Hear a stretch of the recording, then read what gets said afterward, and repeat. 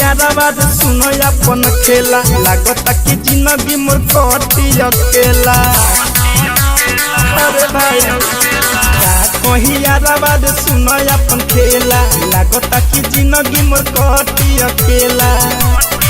ये सोची सोची बतिया हम बानी बेहाल में अब दाद चलावे के पड़ता के बारात में अब दाल चलावे के पड़ता मालावा के बारात में।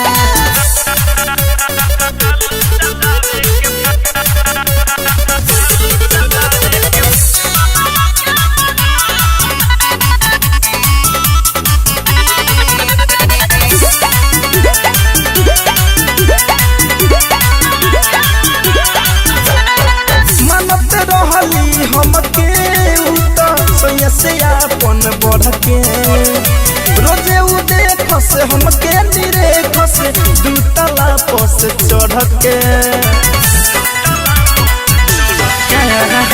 मानत रहली हमके सैया से अपन बढ़ के रोजे उ देख से हमके निरेख से दू तला पस चढ़ के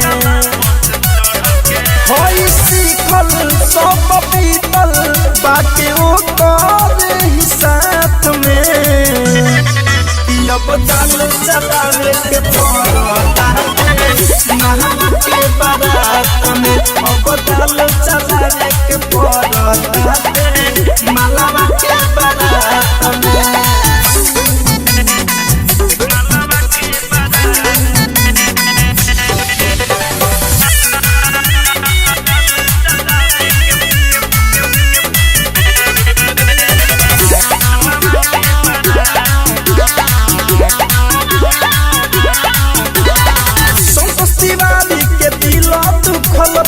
खूब हाला रंजित गरीबी के गइल गरीबी कोई ना उकरा भाला।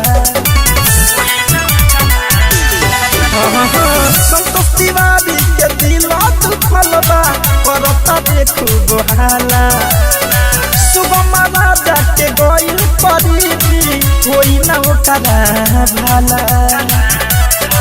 भमंड धड़कन बाबे भड़कन छोड़ जाता बुरा हाल में अब दाल चलावे के पड़ता मालावा के बारात में अब दाल चलावे के पड़ता अरे मालावा के बारात में। RCM म्यूजिक न्यू ऐप अभी डाउनलोड कीजिए हमारे गूगल प्ले स्टोर से और पाए भोजपुरी लोकगीतों का एक से बढ़कर एक ऑडियो वीडियो सॉन्ग बिल्कुल मुफ्त।